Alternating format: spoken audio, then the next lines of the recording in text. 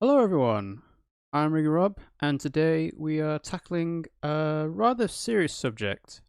So, chances are, over the last week or so, you have seen some news around the murder of George Floyd by the police in America, and this has led to widespread protests across America, and the retaliation of against those protesters by the police. And all I can say is that we strongly condemn those actions from the police, and we are fully in support of the Black Lives Matter movement. Today we're playing Valhalla, which actually touches on these kinds of themes. It's quite a mature game. We haven't shied away from talking about mature concepts and subjects ourselves, and all we can say really is racism is unacceptable and it should be eradicated wherever we find it. I've added a Tiltify donation goal for I Need Diverse Games. I did look into the Minnesota Freedom Fund. However, as of the 2nd of June, I believe they've stopped taking donations, at least according to their website. So Tiltify suggested another donation campaign place. So we have a goal. A campaign should be above my left shoulder here. So it'll be nice to see if we have some contributions towards that. Obviously, the most important thing is to raise awareness of this and to, share ways that we can help each other. So to that end, in the Twitch chat, if you type in !BLM or Black Lives Matters, you'll find a link to that Tiltify donation campaign. And if you also type in how to help with the !, you'll find a website that has all the sorts of different resources, petitions to sign, ways to donate, just sort of general news around events and what people of color face, not only in America, but across the globe. So yeah. So also, to that end, I figured I might as well actually remind myself of what actually happens in Valhalla, according to the intro. So let's go ahead and switch over to the game. Okay. And here we go. So I saw this, obviously, when I first started the game up. So this is a city that shouldn't exist, a tax haven where corporations and criminal empires reign supreme. In this place, all human life has been infected with nanomachines to keep them in check. Over them stand the White Knights, who ensure that a corrupt government's laws are obeyed. So obviously, you can tell there are quite close parallels at the moment. Here, brutality in all its forms is an everyday reality. The quality of life for the non-powerful decreases at an alarming rate. For many, this can be overwhelming. Some devote themselves to their jobs, their families, or even their studies. Some look for ways to escape this place, and others just give up. But for many of them, the answer lies at the bottom of glass.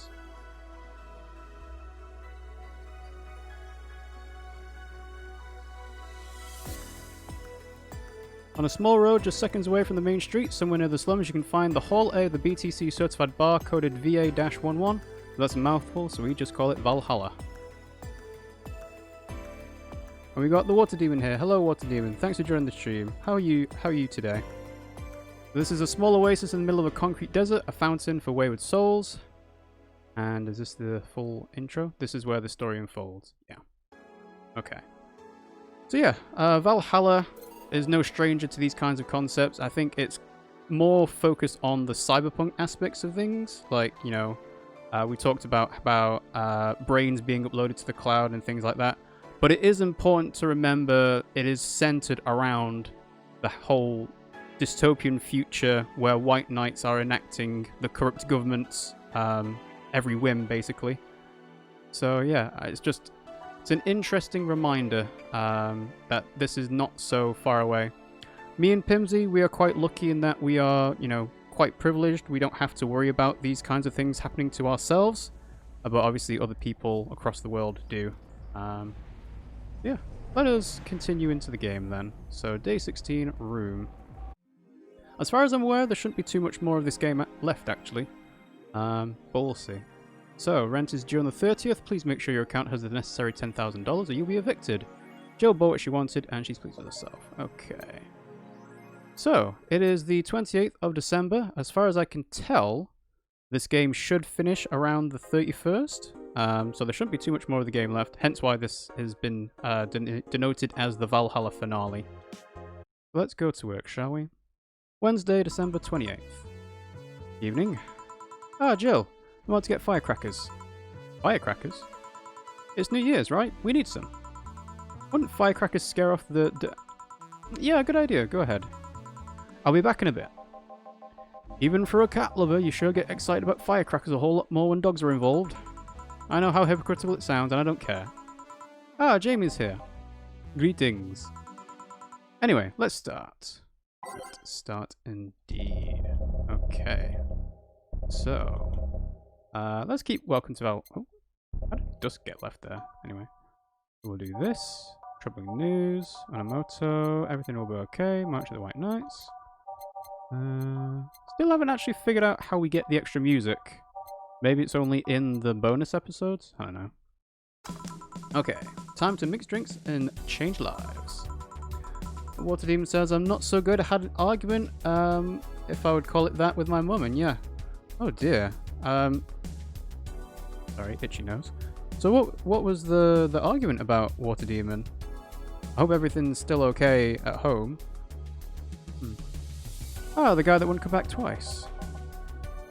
Scottish, right. Yeah, shut up. Hang on. Scottish. Need to be in the right frame of mind for doing this, I should say.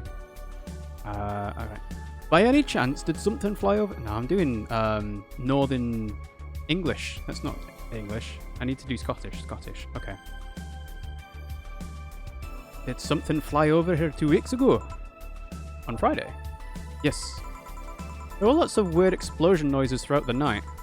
But as far as I understand, those are made by a flying drone or something like that. So it flew by here.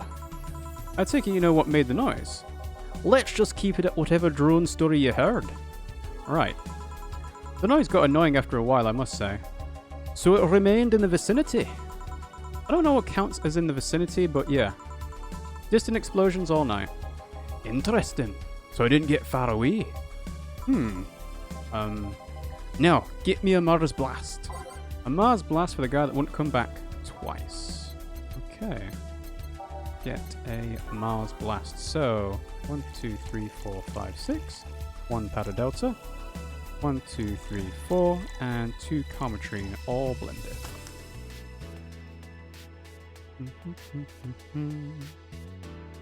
Ta-da. Okay, so here you go. Well, you didn't mess up. Sorry, if I may interject.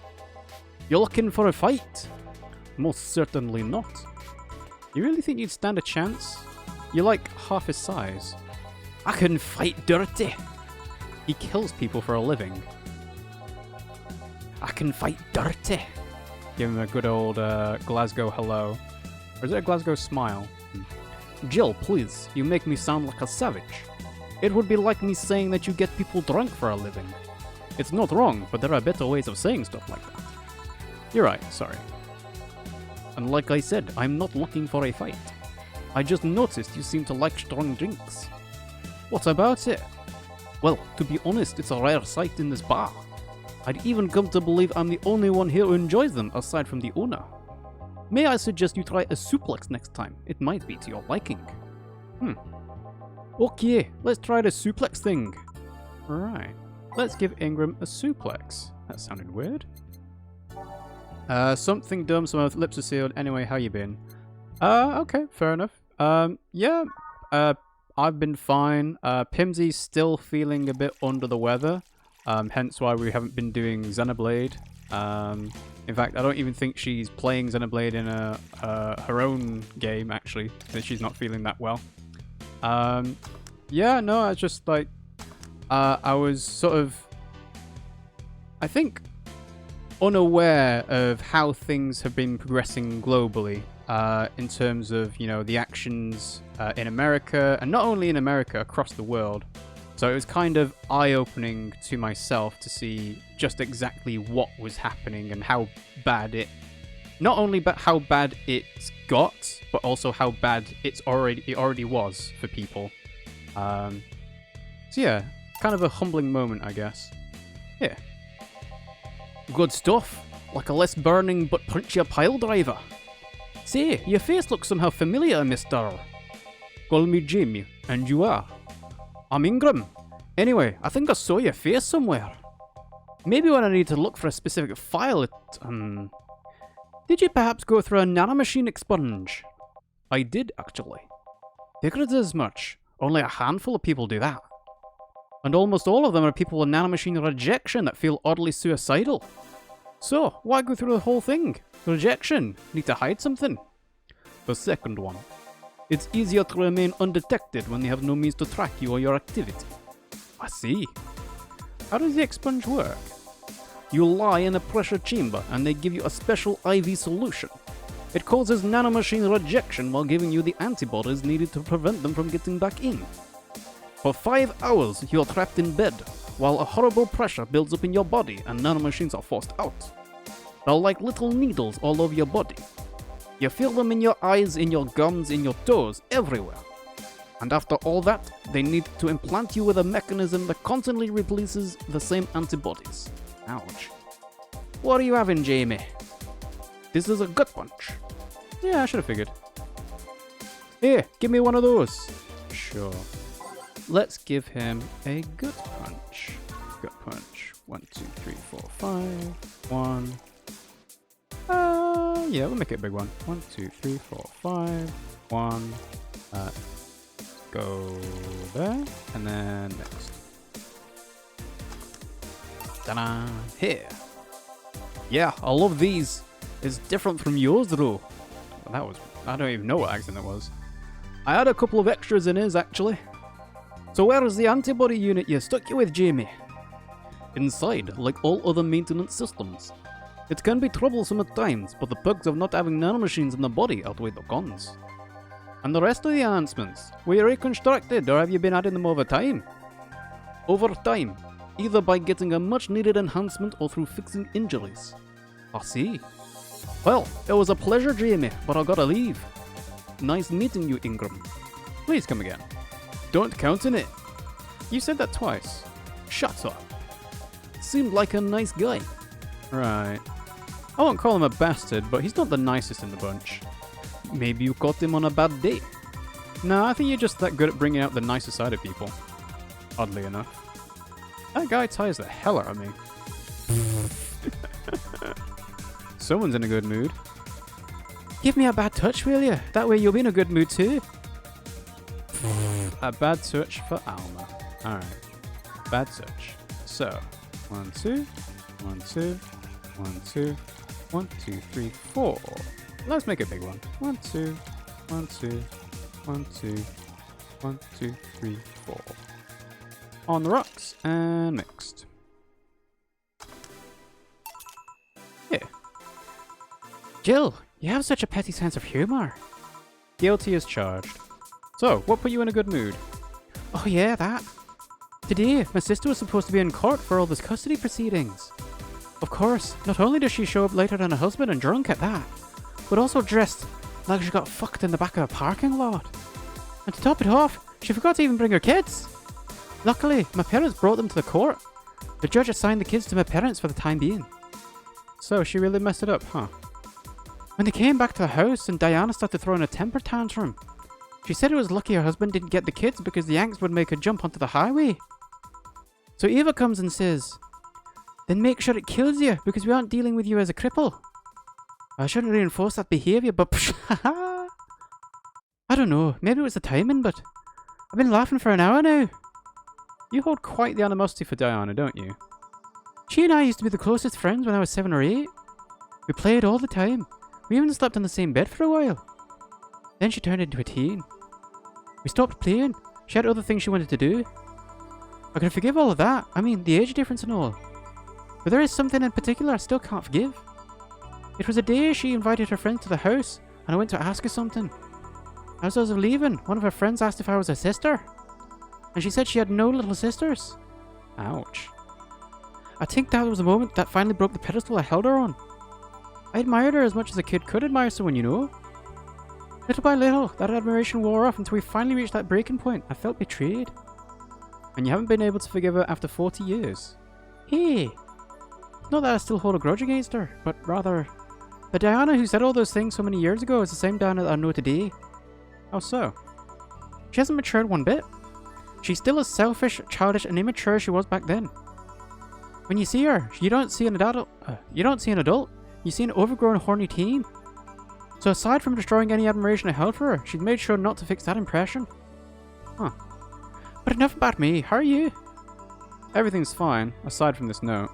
A note? Remember how I told you I lashed out at my dead ex's sister? Yeah? I got this note from her. Let's see. Wow, she must really feel bad about the whole thing. As do I. So, what's the problem then? The same fear that drove me away from her in the first place. Right. Give a brandtini, will you? There's a little story I want to tell you. Right. A brandtini, alright. Brandtini. So, 1, 2, 3, 4, 5, 6. 1, 2, 3. 1. 1, 2, 3, 4, 5, 6. 1, 2, 3, 1. Aged and mixed. Ta-da. Yeah. This is the thing. Let's start. Boo! Oh, hell no. This is a story of a girl who grew disillusioned with one of her sisters. Soon it became animosity, and not long after that, she distanced herself completely from said sister. With time, the girl would become attached to her eldest sister, looking up to her achievements. All I can look at right now are those boobs. Not now. Said sister would even marry the girl's best friend not soon after. And after the girl went to college, said sister would quit her job. The sister was worried sick about leaving her baby kid alone, prompting her to quit her high-ranking job. What if I hire your high-ranking lips? Shut up. The girl, even as an adult, felt betrayed. Her role model sister went against everything she held in her high esteem for. She was no longer a child, and yet she felt a part of her had crumbled. Hey Joe, I can lift a sweater. Do you want to see? I bet you want to see. Alright, enough. Enough? Shit. Peace out. I mean, I know the girl is you and the sister is your eldest sister. Please get to the point. Right.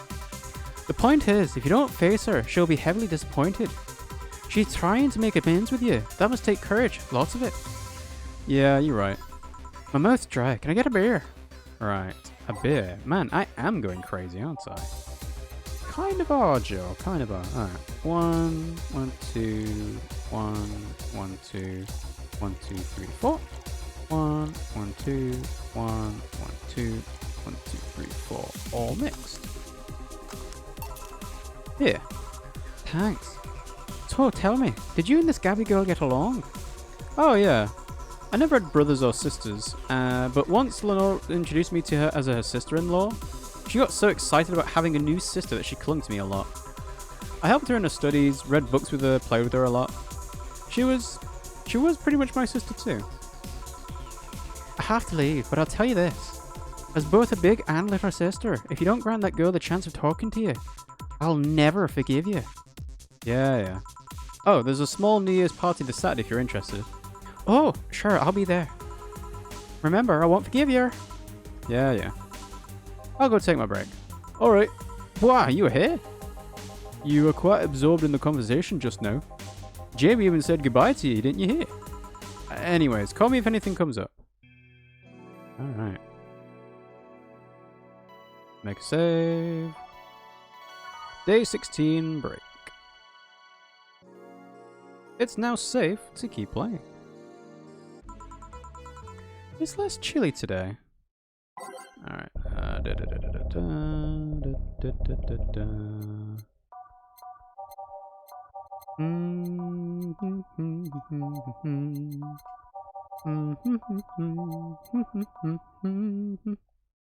Okay.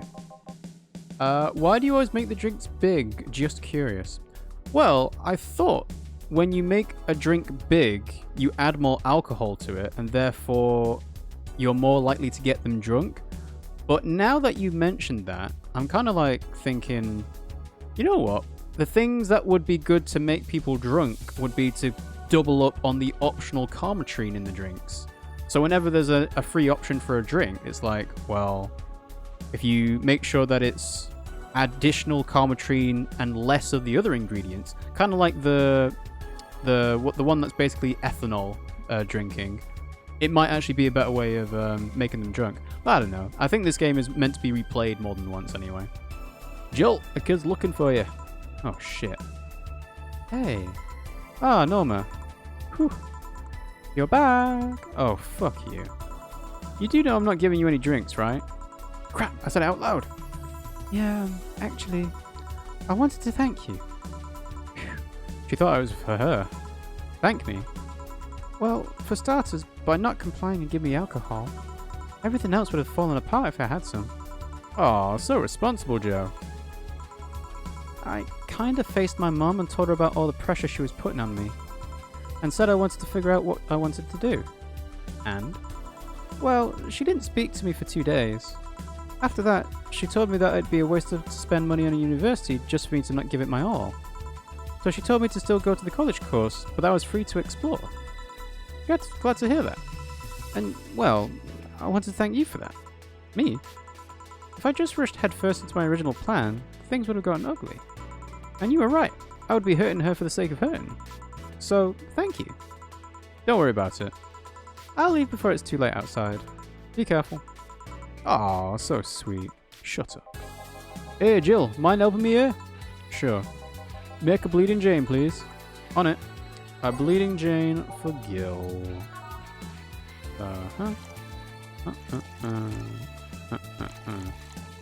I might be wrong about this, but I'm pretty sure that Gil never asked for a drink with alcohol or Carmetrine in it, but I'm not sure. Did I miss a stream? I think Norma was only in the last stream. She's not around much. She's basically asked for a drink and then leaves if you don't give her one that's got alcohol in it, so I don't know. But yeah, she's just a small child, basically. Alright, Bleeding Jane. Thanks. Hey Joe, do you hate me? Hate is a harsh word. It's not against you directly, but rather the fact that only I can see you. Like I told you, if they wanted, they could see me. And why can I? You're the main character? Huh? What's a you? Make you go. Right. You okay, Jill? Making a lot of faces there. Yeah, just remembering stuff. Could you give me a hand here and serve a beer, please? Sure. A beer for Gil. So...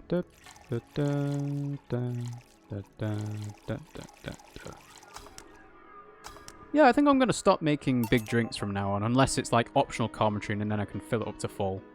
Thanks. Would you lighten up if I showed you I can interact with the environment? Maybe it'll spook me, but let's try. Oh, they changed the frame. The frame for all the text stuff. There. Can't see anything. You sure? Yep. Weird. See, that was different. Nobody expects the Dorothy Inquisition! Dorothy Inquisition! Dorothy Inquisition! Dorothy... Ow! I bit my tongue. Can't believe I'm using the spare tongue so early in the night. Honey! Oh, hey Dorothy. I'm making a quick stop for a drink. Can I get a fluffy dream? Sure. A fluffy dream for the Dorothy on the go. See, this has optional Carmetrine, right? So if I do 1, 2, 3, 1, 2, 3, aged, and then fill it up with Carmetrine, because that's all optional, right? How does this do for Dorothy? Thanks! Oh yeah, before you leave. What? Are you guys throwing a New Year's party too? Yep. Sure, I'll be here then. Wow, okay. Only one drink. Well, I've got things to do, so... You do? Who does what? Sorry, I sneezed. Weird sneezes. Anyway, I'm out for now. Oh yeah, Joe. Take care of Becky, please. Who the hell is Becky? Who's Becky? Who's what? You said... I said nothing. Okay, fuck that noise. Fireworks are sold out everywhere. I'll need to get them through more shady means. You're gonna buy them from the internet. Can you buy fireworks on the internet? No, right? I suppose you can. Didn't think about it. She'll find them and put us all at risk of burning. I'll make sure there's an extra extinguisher and... Please. Well, I guess that's it for today. You sure you're fine? I am, don't worry. Hey Jill, mind if I ask a silly question? You seen my clients, you're gonna assume I don't mind silly questions. Silly answers can get my nerves though. Sorry, what did you want to ask? Do you know why they call them cat boomers? I mean, I guess their second set of ears look like a cat's, but the word boomer seems so out of place. Not so much when you consider it's not them, but their parents who are called such. Or, let's go a bit back first. You do know why cat boomers look like that, right? Because they went through some anti-nanomachine rejection treatment while they were still a fetus, right? It's called the Yamazaki-Romanova treatment. Or was it the Romanenko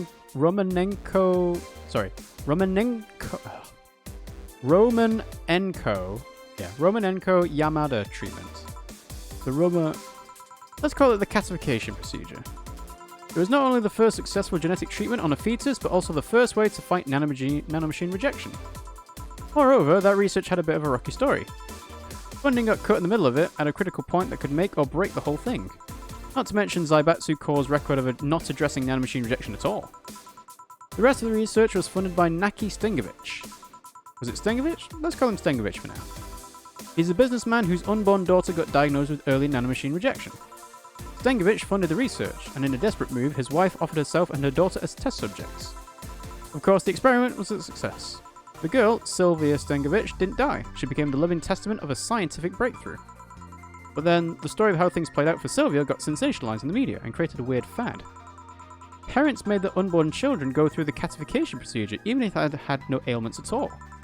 All because one particular girl whose life got saved through that treatment became a media darling for a bit.